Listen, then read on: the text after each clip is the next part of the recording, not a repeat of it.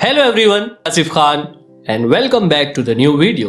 दोस्तों, कुछ दिनों पहले एक यूएस बेस्ड फर्म ने अडानी ग्रुप पर एक रिपोर्ट पब्लिश की थी। तब से ही सिर्फ इंडिया में ही नहीं बल्कि वर्ल्ड की बहुत सी कंट्रीज में सिर्फ अडानी अडानी अडानी हुए जा रहा है। बहुत टाइम से लोग अपने अपने पॉइंट ऑफ व्यू से अडानी को मेजर कर रहे हैं। तो आइए आज हम अडानी ग्रुप के बारे में सब कुछ जानने और समझने की ट्राई करते हैं। But before starting the video, if you are new to the channel, don't forget to subscribe and hit the bell icon.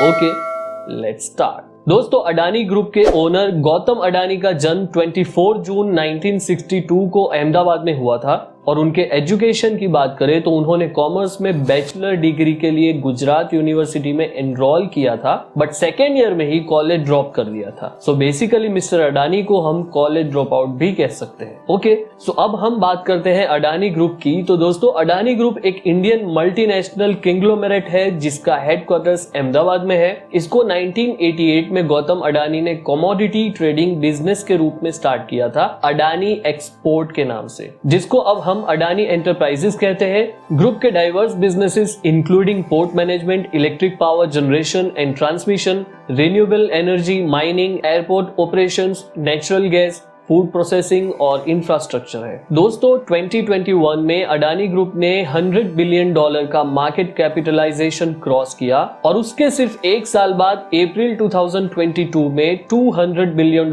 का मार्क भी क्रॉस कर लिया था। दोनों केसेस में वो टाटा ग्रुप और रिलायंस इंडस्ट्रीज के बाद थर्ड इंडियन किंग्लोमेरेट बन गए थे और देखते ही देखते नवंबर 22 तक अडानी ग्रुप $280 बिलियन यानी कि 24 ट्रिलियन रुपीस तक पहुंच गया और इसीलिए अडानी ने मार्केट कैपिटलाइजेशन में टाटा ग्रुप को भी पीछे छोड़ दिया। तो फ्रेंड्स, जब सक्सेस इतनी जल्दी और इतनी ज्यादा मिलती है तो साथ ही लोगों की नजरें भी आप पर आ जाती हैं और लोग जानना भी चाहते हैं कि भाई ये भाई साहब इतनी जल्दी कैसे ऊपर जा रहे हैं, हम भी तो जाने। सो इसी क्यूरियोसिटी के साथ यूएस के एक शॉर्ट सेलर फर्म हिंडनबर्ग ने रिसर्च करना स्टार्ट किया और 2 साल तक रिसर्च किया और जब रिपोर्ट पब्लिश हुई तो फ्रॉड और मार्केट मैनिपुलेशन के एलिगेशंस के कारण अडानी ग्रुप का $104 बिलियन का मार्केट कैपिटलाइजेशन हवा हो गया। दोस्तों, अडानी ग्रुप का 60% से भी ज्यादा का रेवेन्यू कोल रिलेटेड बिजनेसेस से आता है और 2022 में कंपनी का कॉर्पोरेट डेब्ट ऑलमोस्ट 2.2 ट्रिलियन रुपीस का था और अभी 2023 में जब ये वीडियो रिकॉर्ड कर रहा हूँ, इस टाइम अडानी ग्रुप का टोटल डेब्ट इंक्रीज होके 3.39 ट्रिलियन रुपीस हो चुका है।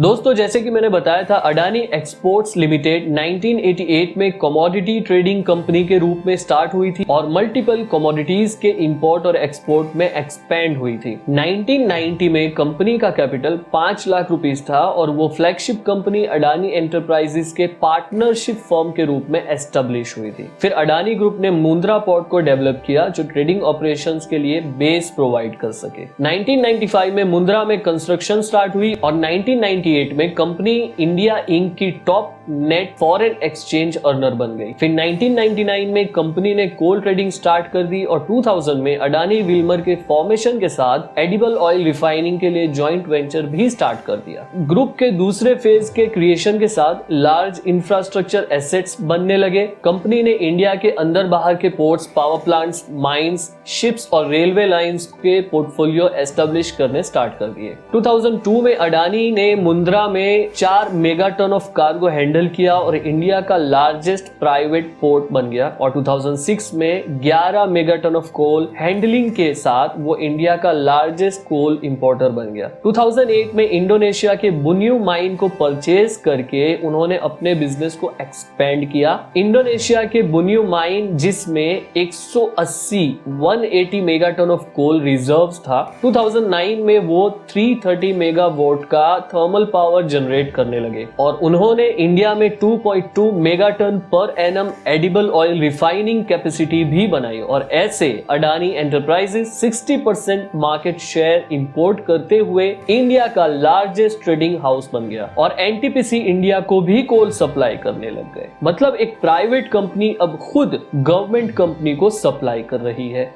समझ रहे हो?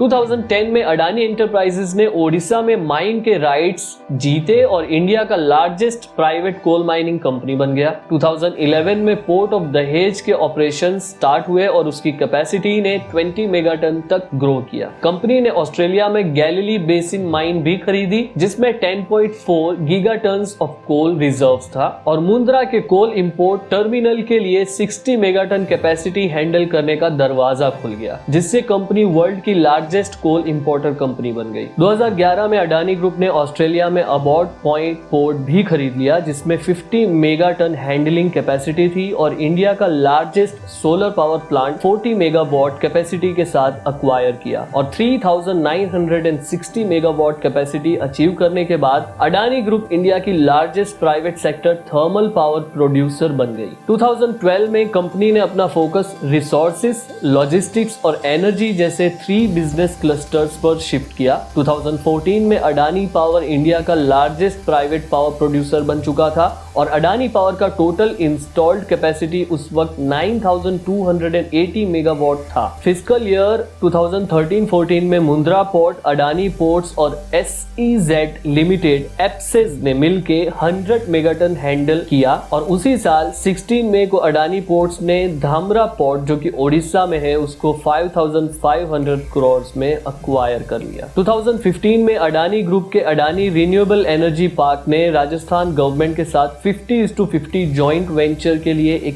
पैक्ट साइन किया जिसमें इंडिया का सबसे बड़ा सोलर पार्क 10,000 मेगावाट की कैपेसिटी के साथ बनाने का प्लान बना और नवंबर 2015 में अडानी ग्रुप ने केरला के विजहिनजेम पोर्ट पर कंस्ट्रक्शन स्टार्ट कर दिया। अडानी एरो डिफेंस ने 2016 में एल्बिट आई स्टार और अल्फा डिजाइन टेक्नोलॉजीज के साथ एक पैक्ट साइन किया अनमैन्ड एयरक्राफ्ट सिस्टम्स के फील्ड में इंडिया में काम करने के लिए। अप्रैल में अडानी एंटरप्राइजेस ने गुजरात गवर्नमेंट से सोलर पावर इक्विपमेंट प्लांट बनाने के लिए काम स्टार्ट करने के लिए अप्रूवल ले लिया। सितंबर में अडानी ग्रीन एनर्जी जो कि तमिलनाडु में थी और अडानी ग्रुप की रिन्यूएबल विंग थी, उसने कामुथी में रामनाथपुरम और तमिलनाडु में 648 मेगावाट की कैपेसिटी के लिए ऑपरेशन स्टार्ट किया जिसकी एस्टिमेटेड कॉस्ट 4550 करोड़ थी और 2020 तक 56 बिलियन रुपीस या $700 मिलियन के बराबर तक जाने का अनुमान था। अडानी ग्रुप ने दिसंबर में पंजाब के सबसे बड़े सोलर पावर प्लांट जो 100 मेगावाट का था उसको इनॉग्रेट किया। इस पावर प्लांट का कॉस्ट 640 करोड़ था और 2020 तक 782 करोड़ या $98 मिलियन तक जाने का अनुमान था। अडानी ग्रुप ने रिलायंस इंफ्रास्ट्रक्चर के पावर आर्म को 22 दिसंबर 2017 को 18,800 करोड़ यानी कि $2.89 बिलियन के दाम पर खरीद लिया। अक्टूबर 2019 में फ्रांस की oil and gas company total energies ने अडानी गैस में 37.4% की हिस्सेदारी 6,155 करोड़ यानी 874.04 मिलियन में खरीदी और उसके साथ जॉइंट कंट्रोल प्राप्त किया। और साथ ही टोटल एनर्जीज ने फरवरी 2020 में अडानी ग्रीन एनर्जी की एक सब्सिडायरी कंपनी में भी $510 मिलियन का इन्वेस्टमेंट किया था। अगस्त 2020 में अडानी ग्रुप ने जीवीके ग्रुप के साथ एक डेट एक्विजिशन अग्रीमेंट में शामिल हो जाने के बाद मुंबई और नवी मुंबई एयरपोर्ट्स में मेजॉरिटी स्टेक ओन कर लिए। एयरपोर्ट्स अथॉरिटी ऑफ इंडिया के साथ एक कंसेशन एग्रीमेंट के थ्रू अडानी ग्रुप ने अहमदाबाद, गुवाहाटी, जयपुर, लखनऊ, मैंगलोर और तिरुवनंतपुरम एयरपोर्ट्स 50 साल के लिए लीज पर ले लिए। मई 21 में अडानी ग्रीन एनर्जी ने $3.5 बिलियन में सॉफ्ट बैंक ग्रुप और भारतीय एंटरप्राइजेस के जॉइंट वेंचर एसबी एनर्जीज को अक्वायर कर लिया। मई 22 में अडानी ग्रुप ने अंबुजा सीमेंट्स और एसीसी को $10.5 बिलियन में खरीदा और इस डील से अडानी ग्रुप भारत की दूसरी सबसे बड़ी सीमेंट बनाने वाली कंपनी बन गई। मई 22 में UAE based conglomerate international holding company जिसके हेड सैयद बशर शुएब हैं, उन्होंने Adani green energy, Adani transmission और अडानी एंटरप्राइजेस के तीनों कंपनीज में $2 बिलियन का इन्वेस्टमेंट किया। जून 22 में टोटल एनर्जीज ने $12.5 बिलियन में अडानी न्यू इंडस्ट्रीज यानी कि अडानी एंटरप्राइजेस की न्यूली फॉर्म्ड ग्रीन हाइड्रोजन में 25% स्टेक खरीदा। सो दोस्तों, आपने एक बात नोटिस की होगी, पूरी जर्नी में अडानी ग्रुप ऊपर ही ऊपर चढ़ता गया और एक के बाद एक इन्वेस्टर्स भी मिल रहे थे। सो अब हम ये जानते हैं कि अडानी ग्रुप की कौन कौन सी कंपनी शेयर मार्केट में लिस्टेड है और किस कंपनी का क्या काम है। अडानी एंटरप्राइजेस अडानी एंटरप्राइजेस एक होल्डिंग कंपनी है जो माइनिंग और कोल और आयरन ओरे का ट्रेडिंग करने के अलावा अडानी ग्रुप के नए बिजनेस वेंचर्स के लिए एक इनक्यूबेटर का काम करती है। इसके पास 3 मेन सब्सिडायरीज है, अडानी विल्मर जो कि फूड प्रोसेसिंग यूनिट है, Adani airport holdings airport operations के लिए और Adani road transport road developments के लिए। अडानी एंटरप्राइजेस दूसरी सब्सिडायरीज के through solar PV module manufacturing, water infrastructure, data centres, agri output storage and distribution, defence and aerospace, bunkering, rail और metro infrastructure, real estate, financial services, oil exploration, petrochemicals और cement sector में भी interest लेती है। In short Adani group Tata और Reliance की तरह ही हर sector में अपने पांव जमाना चाहती है, लेकिन जहां रिलायंस और टाटा को हर सेक्टर में बिजनेस लीडर बनने में कई डिकेड्स और जनरेशन लग गए, वहीं अडानी ग्रुप को देख के ऐसा लगता है ऑलमोस्ट 10 साल में ही हर सेक्टर में लीडर बनना चाहते हैं, जो कि ऑर्गेनिकली तो पॉसिबल नहीं है। Every big things take time. वो कहावत तो आपने सुनी होगी, Rome was not built in a day, लेकिन अडानी के लिए तो सब कुछ मुमकिन है। Adani green energy. Adani green energy Adani group का रिन्यूएबल एनर्जी आर्म है जिसमें वाइंड और सोलर पावर प्लांट्स शामिल है। अडानी ग्रुप दुनिया का सबसे बड़ा सोलर पावर डेवलपर है जिसकी टोटल कैपेसिटी 12.3 गीगावाट है। अडानी ग्रीन ने 2022 में 3 नई सब्सिडायरी कंपनीज भी शुरू की, जिन्हें Adani renewable energy 36, Adani renewable energy 40 limited और अडानी रिन्यूएबल एनर्जी 47 लिमिटेड नाम दिया गया है। Adani ports and SEZ. Adani ports and SEZ APSEZ Bharat की सबसे बड़ी प्राइवेट पोर्ट कंपनी और स्पेशल इकोनॉमिक जोन है जिसमें मुंद्रा पोर्ट जैसे 10 और पोर्ट और टर्मिनल शामिल है। इस कंपनी के सीईओ करण अडानी है जो गौतम अडानी के सन है। कंपनी के ऑपरेशंस, पोर्ट मैनेजमेंट, लॉजिस्टिक्स और स्पेशल इकोनॉमिक जोन्स को हैंडल करना है। ये कंपनी मुंद्रा दहेज और हजीरा गुजरात, धामरा ओडिशा, कट्टुपल्ली तमिलनाडु और विज़हिनजेम केरला में ऑपरेट करती है। अडानी पावर। अडानी पावर को अगस्त 1996 में स्टार्ट किया गया था। ये कंपनी पावर प्रोजेक्ट्स को डेवलप और मेंटेन करती है और देश की सबसे बड़ी private sector power generation company है। कंपनी के पास 12,450 मेगावाट की इंस्टॉल्ड कैपेसिटी के साथ ऑल इंडिया में 4 थर्मल पावर प्रोजेक्ट हैं। Adani total gas. Adani total gas एक सिटी गैस डिस्ट्रीब्यूशन कंपनी है जो पाइप्ड नेचुरल गैस कनेक्शन और कंप्रेस्ड नेचुरल गैस स्टेशंस के थ्रू इंडिया में इंडस्ट्रियल और रेसिडेंशियल कस्टमर्स को सर्विसेज प्रोवाइड करती है। ये अडानी ग्रुप और French oil gas company total energies के बीच एक जॉइंट वेंचर है। अडानी टोटल गैस नवंबर 2020 तक 22 जियोग्राफिकल एरियाज में स्टैंड अलोन एंटिटी के रूप में मौजूद है। अडानी टोटल गैस और इंडियन ऑयल कॉर्पोरेशन के बीच 50:50 का एक जॉइंट वेंचर है जो 19 जियोग्राफिकल एरियाज में city gas distribution networks operate करती है। अडानी टोटल गैस कुल मिलाकर 41 जियोग्राफिकल एरियाज के 74 डिस्ट्रिक्ट्स में प्रेजेंस है जो ATGL को इंडिया की सबसे बड़ी सिटी गैस ऑपरेटर बनाती है। हाल ही में अडानी ग्रुप ने यूरोप की लीडिंग गैस इंफ्रास्ट्रक्चर कंपनी स्नेम के साथ एनर्जी मिक्स ट्रांजिशन पर स्ट्रेटेजिक कोलैबोरेशन अनाउंस किया है। Adani Wilmer. Adani Wilmer Adani enterprises और विल्मर इंटरनेशनल के बीच का एक जॉइंट वेंचर है जो एडिबल ऑयल्स की फॉर्च्यून ब्रांड के मालिक है। मई 2022 में अडानी विल्मर लिमिटेड ने मैककॉर्मिक स्विट्जरलैंड से कोहिनूर ब्रांड का एक्विजिशन किया है। तो जैसे जैसे बिजनेस ग्रो करता गया वैसे वैसे अडानी ग्रुप की कंट्रोवर्सीज भी बढ़ने लगी। आइए जानते हैं अडानी ग्रुप की कुछ बड़ी कंट्रोवर्सीज के बारे में। Coal mining in Australia.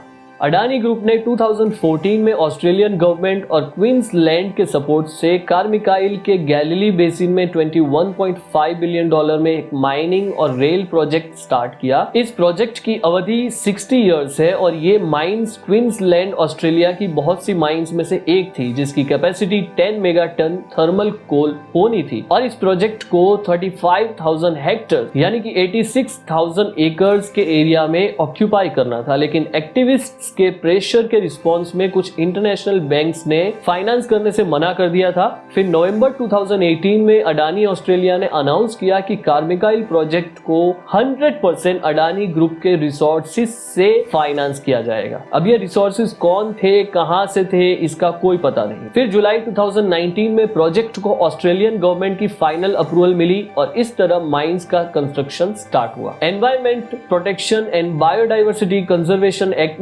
1999 के तहत ऑस्ट्रेलियन कंजर्वेशन फाउंडेशन ने पहले 2018 में और फिर मार्च 2020 में मतलब 2 बार ऑस्ट्रेलियन गवर्नमेंट को फेडरल कोर्ट ऑफ ऑस्ट्रेलिया में घसीटा। कोर्ट में कार्मिकाइल माइन की वजह से ग्राउंड वाटर और देश की वाटर रिसोर्सेज पर पड़ने वाले इम्पैक्ट के बारे में बताया गया था। 2020 में अडानी माइनिंग ने अपना नाम ब्रावस माइनिंग एंड रिसोर्सेज में बदल दिया। इसके पीछे क्या राज है ये कोई नहीं जानता। एज पर प्लान 29 दिसंबर 2021 को ब्रावस ने कार्मिकाइल माइंस ने हाई क्वालिटी कोल्स की फर्स्ट शिपमेंट को north Queensland export terminal Bowen में एक्सपोर्ट करने के लिए रेडी कर लिया था। कॉर्निज्म मतलब फ्रेंडशिप। गौतम अडानी जो अडानी ग्रुप के चेयरमैन हैं और एमडी हैं, उन्हें भारतीय जनता पार्टी के फॉर्मर चीफ मिनिस्टर और अभी के प्राइम मिनिस्टर नरेंद्र मोदी के काफी करीब माना जाता है। अडानी की कंपनीज को इंडियन एनर्जी और इंफ्रास्ट्रक्चर के लिए गवर्नमेंट कॉन्ट्रैक्ट जीतने पर कुछ लोगों ने कॉर्निज्म का आरोप लगाया था। 2012 में एक इंडियन गवर्नमेंट ऑडिटर ने मोदी को Gujarat state run gas company से अडानी ग्रुप और दूसरी कंपनीज को सस्ती फ्यूल देने के आरोप लगाए थे।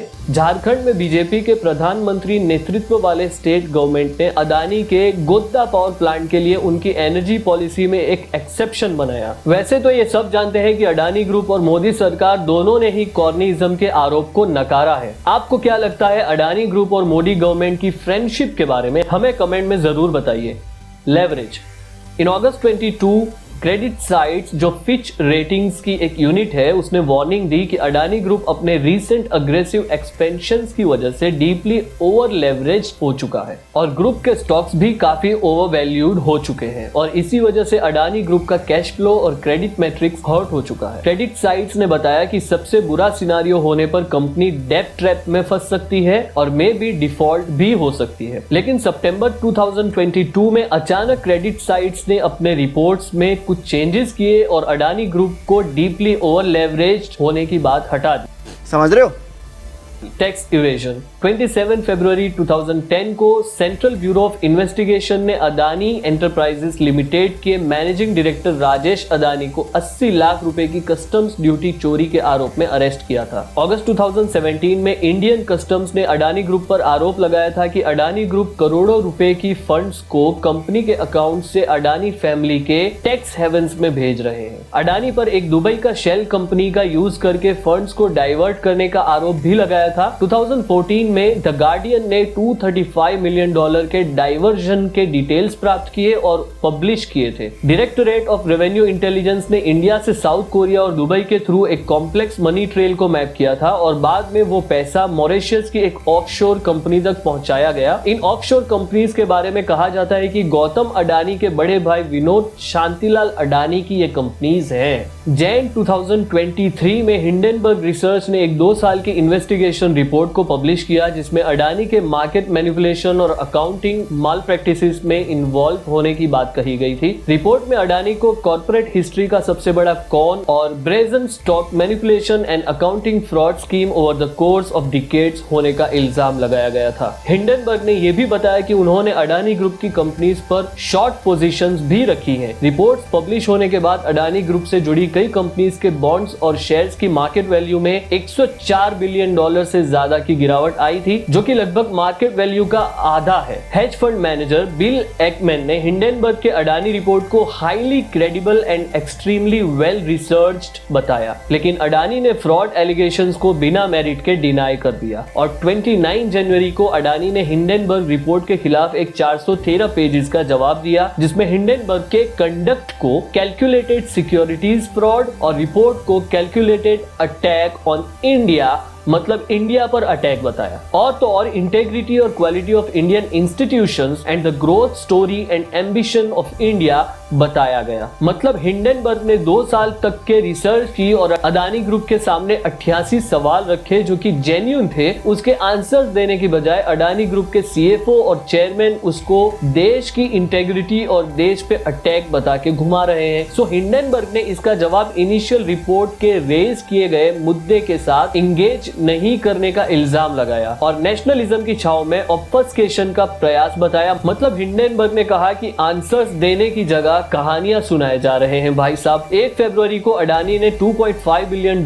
मतलब 20,000 करोड़ का follow on public offer FPO को मार्केट वॉलेटिलिटी की वजह से कैंसिल कर दिया, जो कि उनके दोस्तों की मेहरबानी से फुल्ली सब्सक्राइब हो चुका था, और कहा कि वो FPO के पैसे को इन्वेस्टर्स को वापस करेंगे। रिजर्व बैंक ऑफ इंडिया ने अडानी फर्म्स के एक्सपोजर के बारे में बैंक से जानकारी मांगी। सिटी ग्रुप की वेल्थ यूनिट ने अडानी ग्रुप की सिक्योरिटीज के खिलाफ अपने क्लाइंट्स को मार्जिन लोन्स देने से बंद कर दिया। क्रेडिट स्विस ग्रुप ने अपने प्राइवेट बैंकिंग क्लाइंट्स के मार्जिन लोन्स के लिए अडानी ग्रुप कंपनीज के बॉन्ड्स को कोलेटरल के रूप में एक्सेप्ट करना भी बंद कर दिया। S&P डाउ जोन्स इंडिसेस ने अडानी एंटरप्राइजेस के अपने सस्टेनेबिलिटी इंडेक्स से हटा दिया। नॉर्वे की एक ऑयल फंड ने हिंडनबर्ग रिपोर्ट आने से पहले ही अडानी कंपनीज के अपने शेयर्स के बड़े स्टेक्स बेच चुके थे, और रिपोर्ट के आने के बाद बचा कुचा पूरा स्टेक भी बेच दिया। और इतना सब कुछ हो जाने के बाद अडानी जितनी जल्दी वर्ल्ड के 3rd रिचेस्ट पर्सन बन चुके थे, उतनी ही जल्दी वो नीचे भी आ गए और अब वो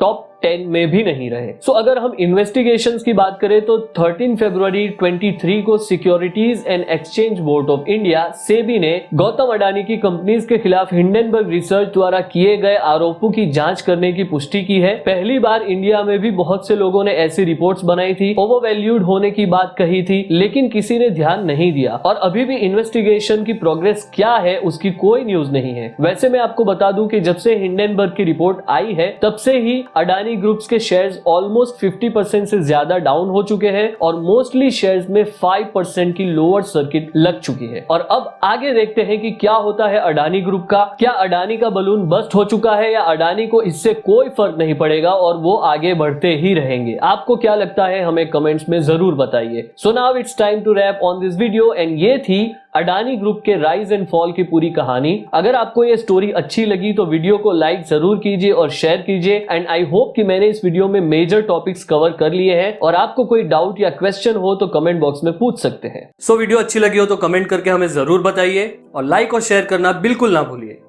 और ऐसी ही इंफॉर्मेशनल और एजुकेशनल वीडियोस देखने के लिए सब्सक्राइब करके बेल आइकन प्रेस कर दीजिए।